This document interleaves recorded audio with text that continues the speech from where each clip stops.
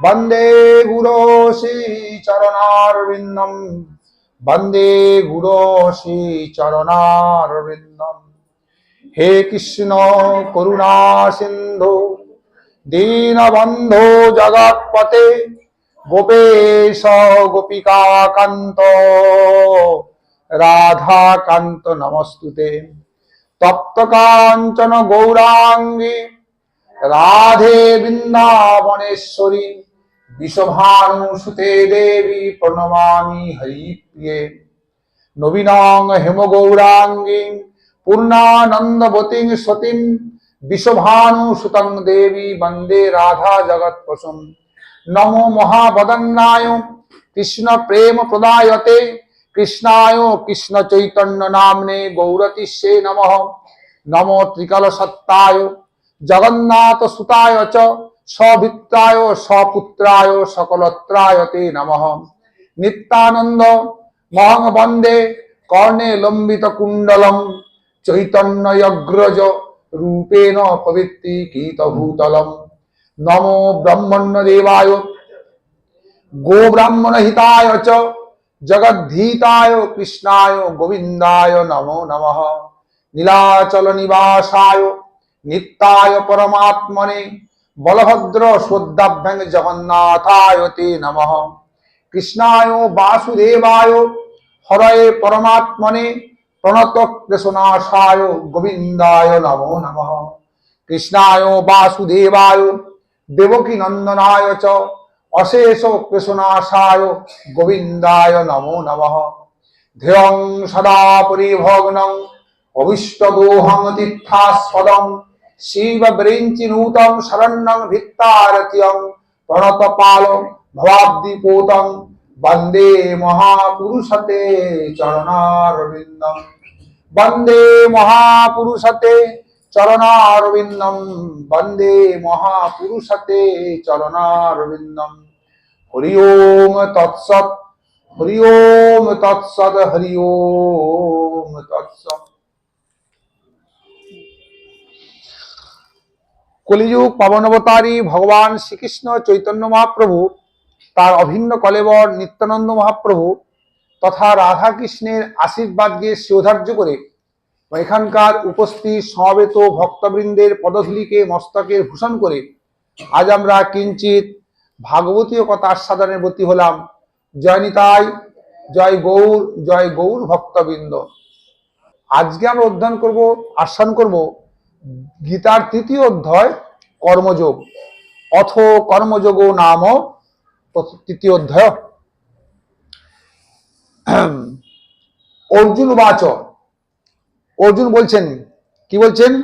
জ্যায়সি চেত কর্মণস্তে মতা বুদ্ধির জনার্দনম তৎকিং কর্মণি ঘরে মাং নিয়সি কেশব। হে কেশব, তুমি আমাকে আগে বললে যে কর্ম থেকে জ্ঞান শ্রেষ্ঠ। কর্ম থেকে যদি জ্ঞান শ্রেষ্ঠ হয় তাহলে তুমি আমাকে যুদ্ধ করতে বলছো কেন? যুদ্ধ তো কর্মকাণ্ড। তুমি বলছো যে কর্ম থেকে জ্ঞান শ্রেষ্ঠ, যে কর্ম থেকে জ্ঞান শ্রেষ্ঠ হবে তাহলে তুমি আমাকে কেন যুদ্ধে নিয়োগ করছো? মাং নিয়োজয়সী কেশব, মানে আমাকে নিয়োজয়সী নিয়োগ করছো। হে কেশব, কেন আমাকে তুমি কর্মযোগে অর্থাৎ এই যুদ্ধক্ষেত্রে বলছো?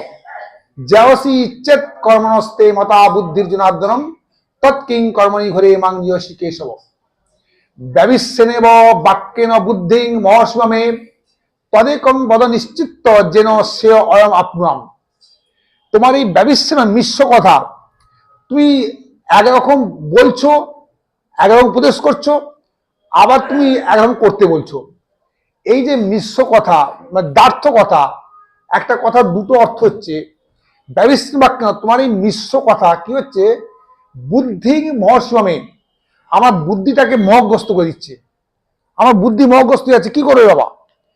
তুমি আমাকে বলছো যে কর্ম থেকে জ্ঞান শ্রেষ্ঠ, আর বলছো যে তুমি যুদ্ধ করো, কর্ম করো। তুমি বুদ্ধি তদেকং পদ নিশ্চিত, তুমি আমাকে নিশ্চিত করে বলো যেন শ্রেয় অয়ম আপনুয়াম, যাতে আমার শ্রেয় মঙ্গল হয়, কল্যাণ হয়। আমি তোমার এই হেয়ালিপূর্ণ কথাবার্তা ঠিক অর্থ বুঝতে পারছি না। আমি মানে একটু মাঝখানে পড়ে গেছি, কি করব?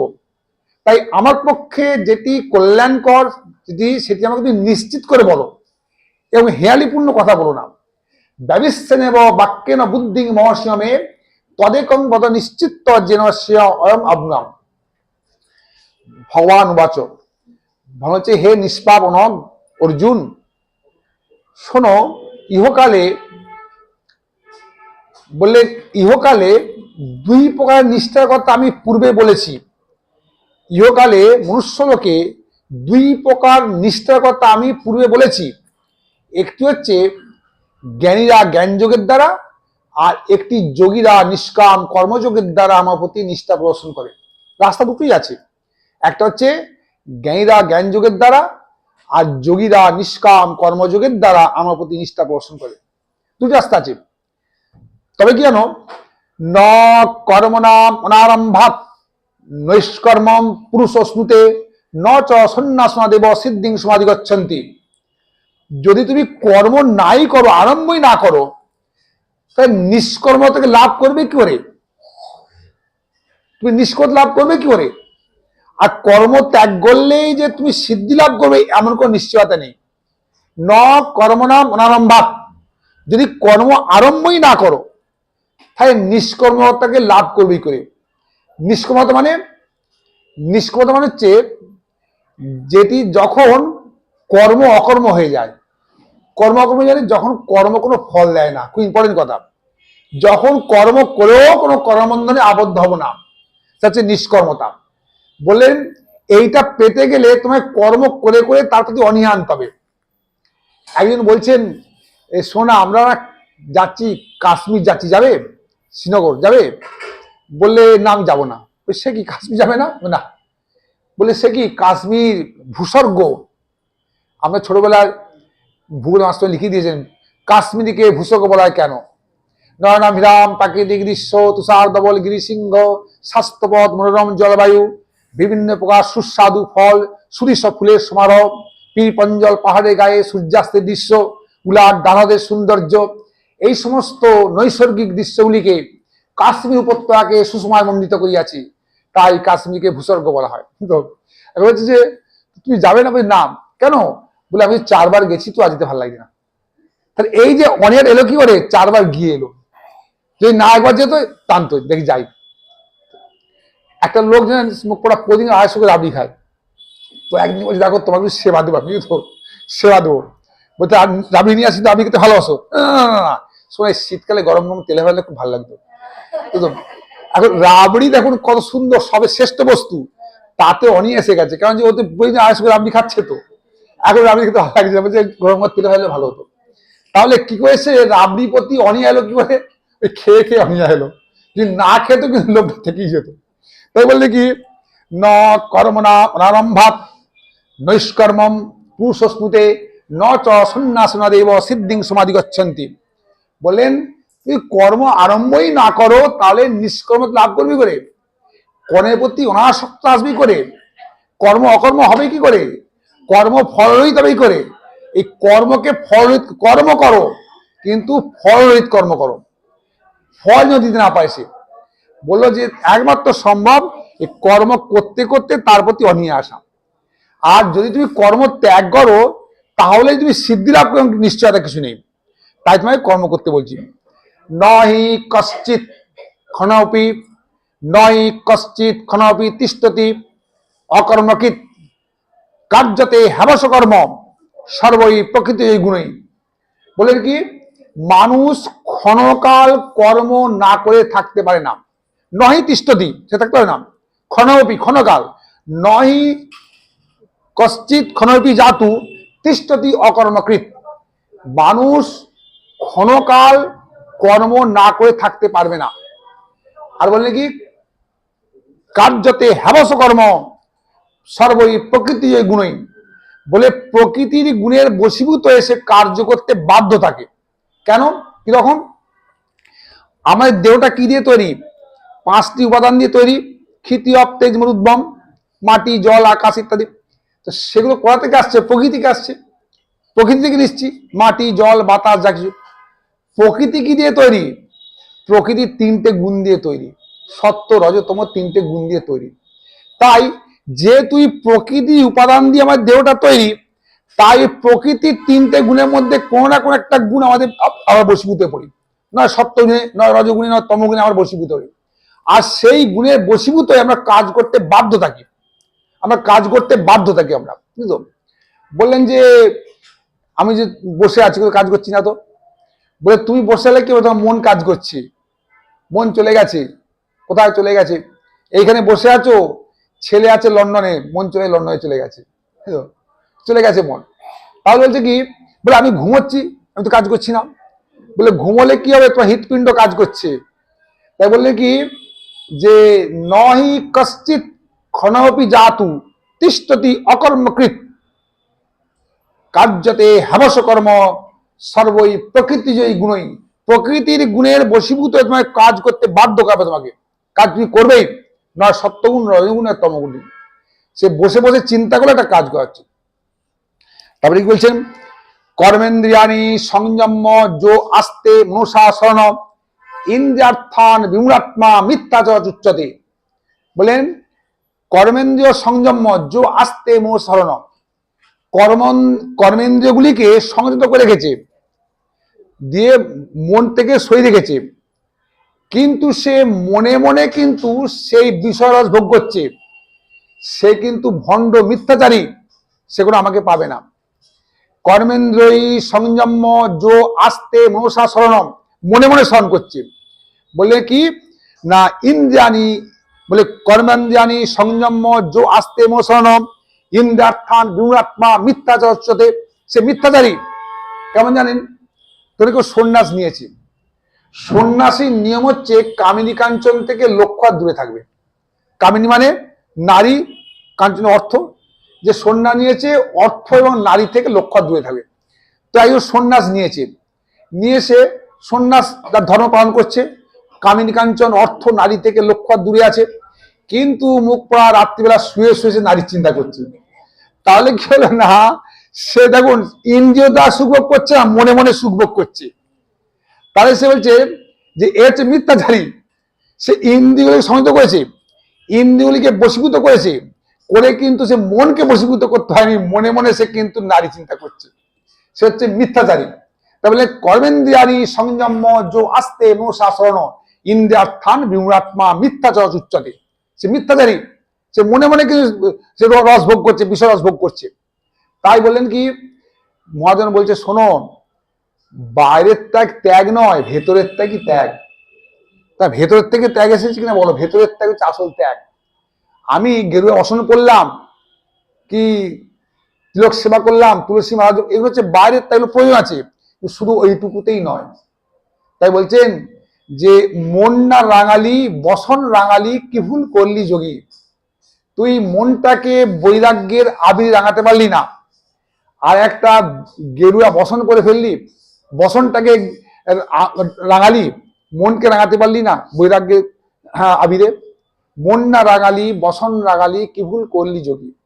তাই বাইরের তা বড় কথা নয়, ভেতরটা তোমার কতটা পরিষ্কার হয়েছে, শুদ্ধ হয়েছে, সেটি বড় কথা। হচ্ছে মন তুমি অশুদ্ধ করেছো, বুঝলো?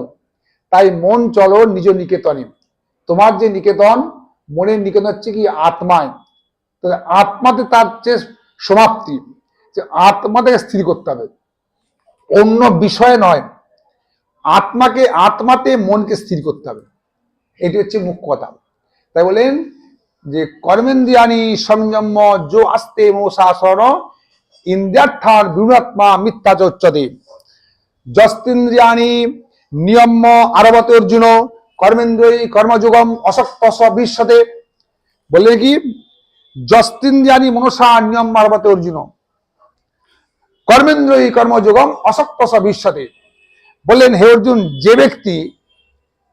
যে ব্যক্তি মনের দ্বারা ইন্দ্রিয়গুলিকে বশীভূত করে, সেই অনাসক্ত চিত্তে কর্মেন্দ্রিয় দ্বারাই কর্ম করান, তিনি হচ্ছেন শ্রেষ্ঠ, তিনি জ্ঞানী, তিনি শ্রেষ্ঠ। দেখুন ভগবান তো ইন্দ্রিয় দিয়েছে, চোখ দিয়েছে দেখার জন্য, কান দিয়ে শোনার জন্য, জীব দিয়ে কথা বলার জন্য। আমার তো বলেনি চোখটা বন্ধ করো, কানে তুলে দিয়ে রাখো, বলেনি তো। কর্মেন্দ্রিয় কর্ম করতে বলেছেন, কিন্তু কর্মেন্দ্রিয় কর্ম করা সেই ব্যক্তি শ্রেষ্ঠ যে ওই ইন্দ্রিয়গুলিকে মনের দ্বারা বশীভূত করে কর্ম করাম। আমার যেটি দরকার, যেটি প্রয়োজন সেটি করাবো, সেইটি দেখাবো, সেইটি শোনাবো, সবগুলো নয়। কিন্তু কান তো দিয়ে শোনার জন্যে, তো কান দিয়ে আমি কৃষ্ণ কথা, হরি কথা শুনতে পারি, আবার কান দিয়ে পরনিন্দা পর্চা শুনতে পারি। কিন্তু যে মনের দ্বারা কানকে বশীভূত করেছে, ইন্দ্রিয়গুলো বশীভূত করেছে, সে বলবে কি, সে বলে না তুমি হরি কথাই শুনবে, পরনিন্দা পর্চা শুনবে তুমি। এই যে যিনি ইন্দ্রিয়ের দ্বারা মনকে বশীভূত করে, এই যিনি মনের দ্বারা ইন্দ্রিয়কে বশীভূত করে ওই কর্মেন্দ্রিয়ের দ্বারাই কর্ম করান, তিনি প্রকৃত জ্ঞানী, তিনি শ্রেষ্ঠ। তিনি দিয়েছে তোমাকে ইন্দ্রিয় দিয়েছে, কাজ করো, তুমি হাত দিয়ে কাজ করো, পা দিয়ে চলো, সবকিছু করো, কিন্তু কি কাজ করব, কি দেখব, কি শুনবো, কোথায় যাব, সব মন নিয়ন্ত্রণ করবে। দেখো, যেন মন ইন্দ্রিয়ে বশীভূত না হয়, ইন্দ্রিয়গুলি যেন মনে বশীভূত থাকে। ইম্পর্টেন্ট কথা, মন যেন ইন্দ্রিয়ে বশীভূত, মন যা বলে তাই সাই দিয়ে দেবো, মন যা ইন্দ্রিয় যা বলে তাই সাই দিয়ে দেবো না। মন যেন ইন্দ্রিয়ে বশীভূত না হয়, ইন্দ্রিয়গুলি যেন মনে বশীভূত হয়ে থাকে। তাই এখানে বললেন কি, যস্তিন্দ্রিয়ানি মনসা নিয়ম মার্বতর্জিন কর্মেন্দ্রিয় কর্মযোগং অসক্ত বিশ্বতে। তিনি শ্রেষ্ঠ।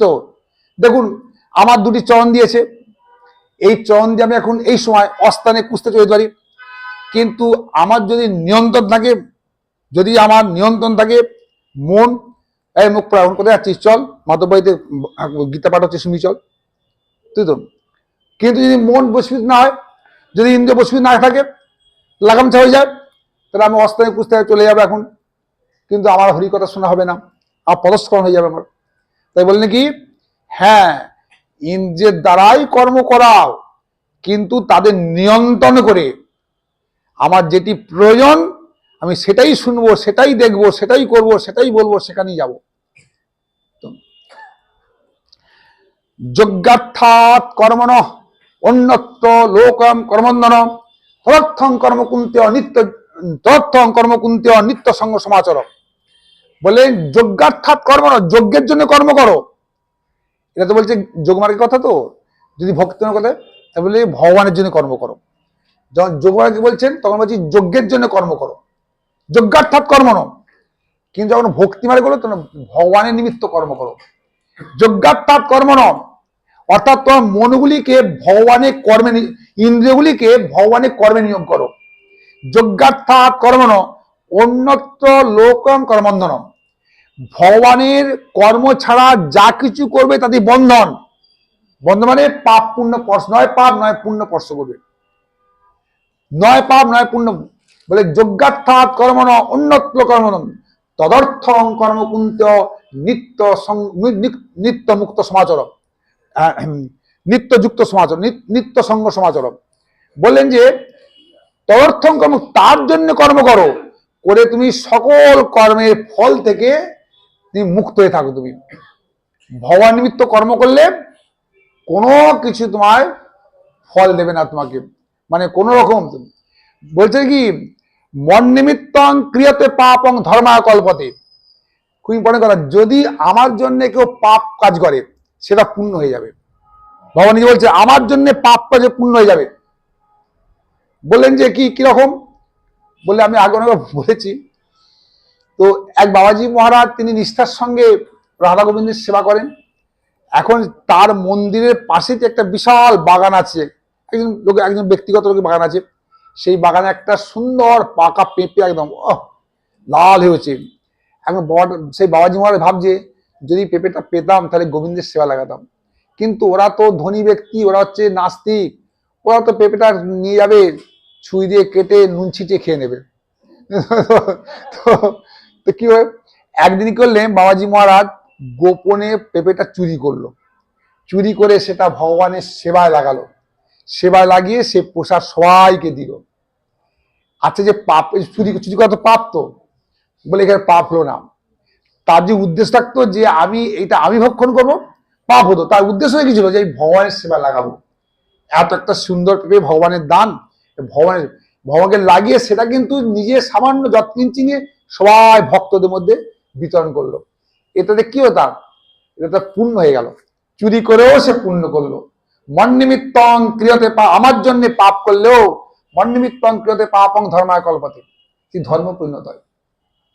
চুরি করা তো পাপ, তো মিথ্যে কথা বলা পাপ, চুরি করা পাপ, মিথ্যে কথা বলা পাপ। তো এখন বলছেন যে মিথ্যে কথা বলে পূর্ণ হতে পারে, বলে কিরকম বললেন, এটি জঙ্গলের মধ্যে একটি ঋষি সাধু ব্যক্তি বসে আছে, কি মহাত্মাজি, আর কি করলো, একটা শুয়োরকে তাড়া করেছে এক পাল সাঁওতাল, আর শুয়োরটা বাবাজি বসে আছেন, দেখছে শুয়োরটা ছুটতে উঠতে এই ডান দিকে দিয়েছে, বাঁ দিকে চলে গেল।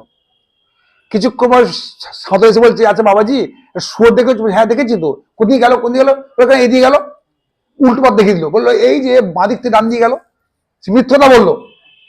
এই যে মিথ্যতা বললো, এতে কি তার কোনো ব্যক্তিগত স্বার্থ ছিল? তার উদ্দেশ্য ছিল কি শুয়োরটা বাঁচানো। তাই শুয়োরটাকে বাঁচানোর জন্য সে মিথ্যতা বললো।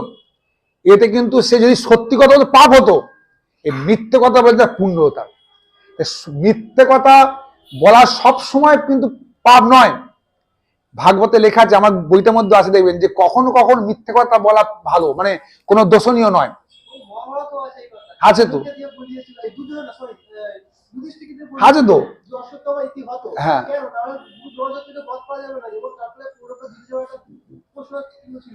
হ্যাঁ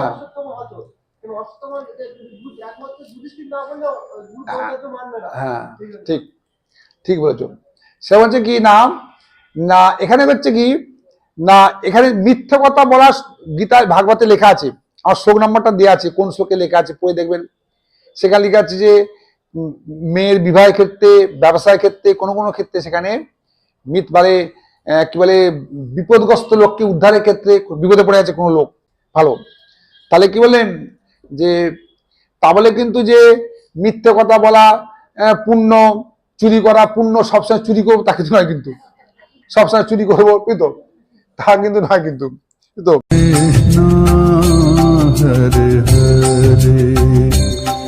Hare Krishna